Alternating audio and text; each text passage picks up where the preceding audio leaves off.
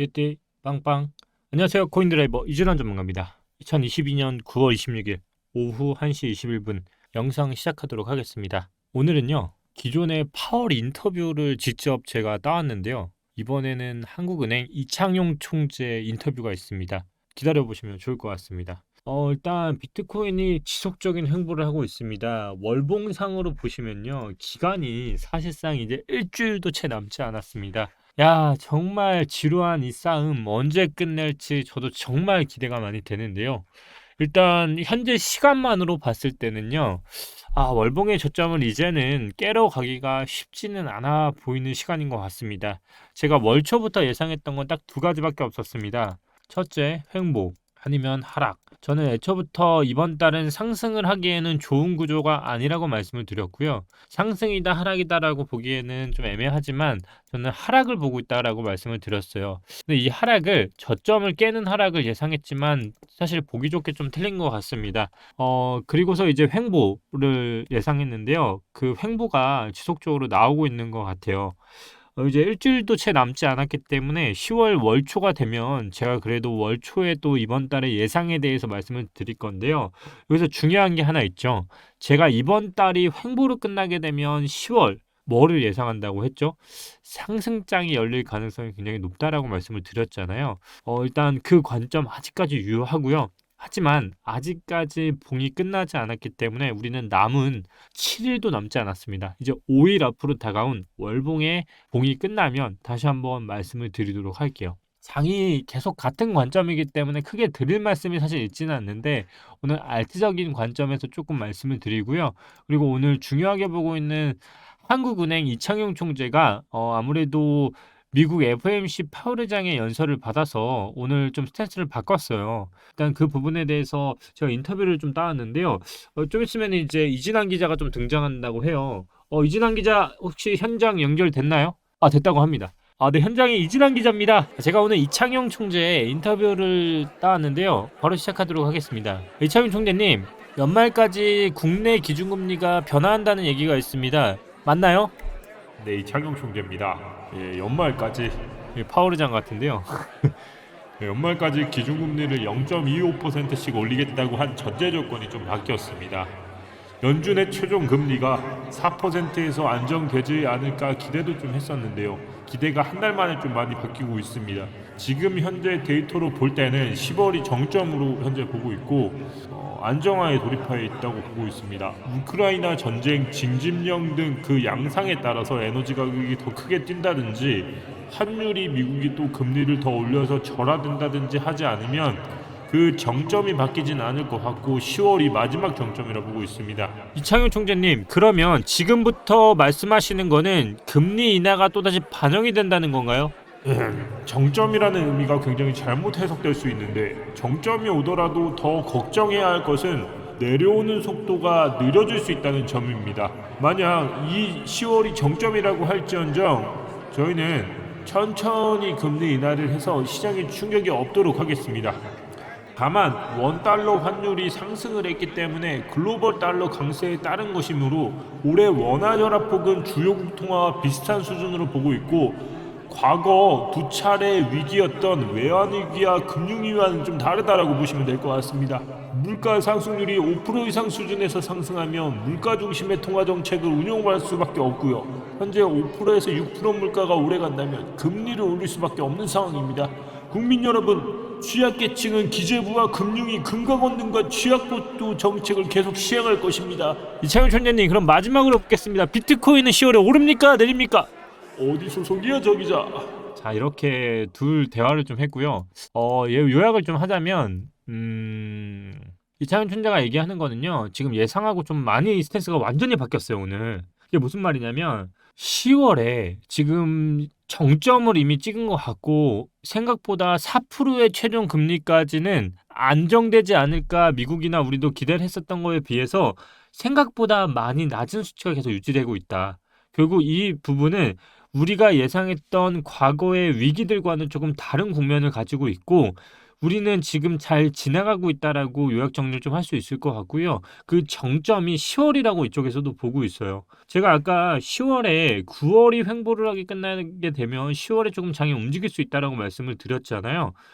저 또한 지금 장이 그만큼 횡보를 했다는 건 의미가 있다고 보고 있어요. 그만큼 일부 알트들, 특히 리플 같은 경우는 소송이라는 악재가 많이 풀리고 장의 영향을 받고 있죠. 그리고 제가 텔레그램에서도 짚어드렸는데요.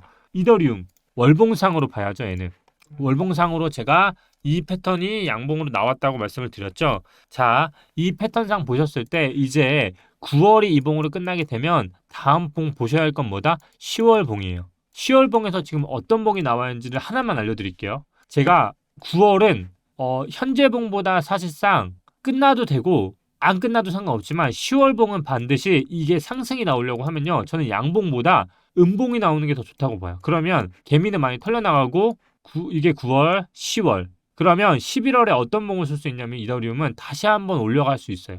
이게 바로 눌림봉으로 많이 나왔던 패턴들인데 제가 과거에 비슷한 차트 패턴으로 주봉상 비트스탬프 차트를 많이 보여드렸어요. 그 봉 중에 월봉상 차트를 보라고 말씀을 드렸죠. 요거를 많이 보라고 말씀을 드렸죠. 요거 항상 제가 월봉상 이 패턴 많이 보라고 말씀을 씁니다. 지금 보시면 이 패턴상 지금 이 9월, 10월까지 만약에 똑같은 흐름으로 갈 경우 뭐가 되냐면 아니 패턴은 달라질 수 있다라고 말씀을 드리잖아요. 저는 패턴을 말씀드리는 게 아니에요. 어려운 용어로 쓰는 것보다 더 쉽게 말씀을 드리는 게 이평선상 지금 위치가 어디인지를 봐야 돼요. 지금 이 이평선상으로 따라올 때도 이평선상은요.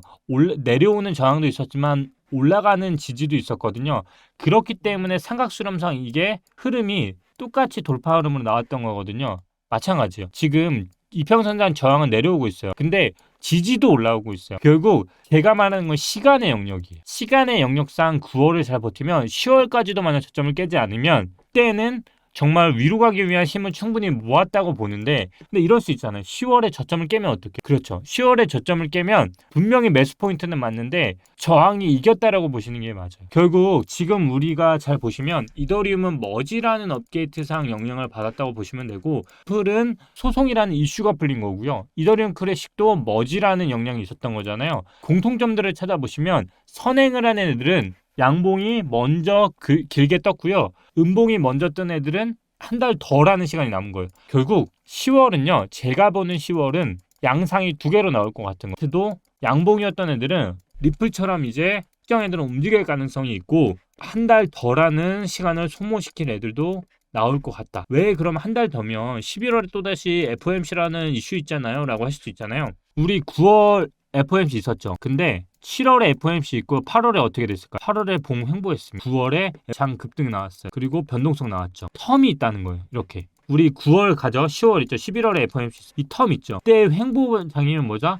횡보면 알트가 움직인다. 그만큼 지금 시간적으로 저도 좀 많이 눌려 있고요. 분명히 그만큼 장들이 조금씩 움직이는 현상들이 나오고 있어요. 그만큼 지금 알트들이 비트와 달리 너무나도 응축이 많이 돼 있고 너무나도 긴 하락 때문에 시간적으로 월초에 봤던 제 큰 하락의 큰 흐름은 빨리 떨어지고 빨리 반등 온다는 걸 다 아실 거예요. 근데 지금은 시간상으로 그렇게 유리하지 않다이기 때문에 10월은 움직일 가능성이 지금부터는 열리고 있다라고 보시는 게 더 맞을 것 같아요. 오늘도 힌트 되게 많이 드린 것 같아요. 일단 전체적으로 저도 아직 매수를 안 하고 있는 시점이기 때문에 저는 잘 아시다시피 정말 안정적으로 보수적으로 한 달에 5%라도 연으로 따지면 50%에서 100%를 먹는 게 더 안전하다고 보는 트레이더이기 때문에 이번 달 상승장이라고 200%, 300% 먹으면 뭐예요? 나머지 달 동안 20%, 30% 까먹어서 연말 되면은 마이너스로 원금이 돌아가고 있는 이런 트레이딩을 원하는 사람은 아니지만 현재 시점상 괜찮은 흐름이 앞으로 계속 나오고 있다. 그만큼 여러 가지 지표들뿐만 아니라 여러 가지 관련자들도 많은 코멘트들을 하고 있는 것 같고요. 지금 현재 시점상 보면 코인도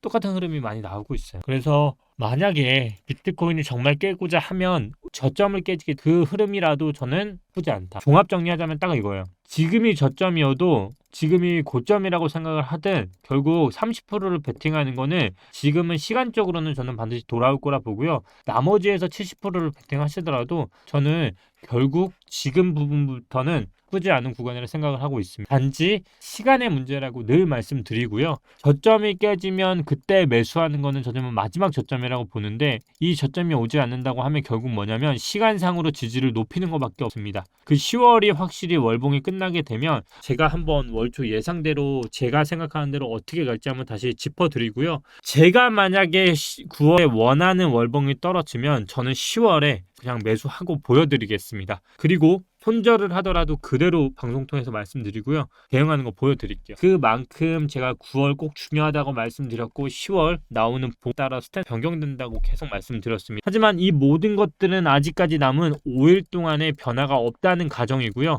5일 동안의 월봉의 저점을 깨게 되면 그때는 정말 아무도 알 수 없는 지점이 나오기 때문에 5일을 보고 접근하도록 하겠습니다. 이해 안 되시는 것들은 꼭 말씀해 주시고요. 원래 댓글에서 알트를 좀 다뤄드리려고 했는데요. 수요일날 알트 꼭 좀 많이 다뤄드리도록 하겠습니다. 오늘도 이진환 전문가였고요. 감사합니다.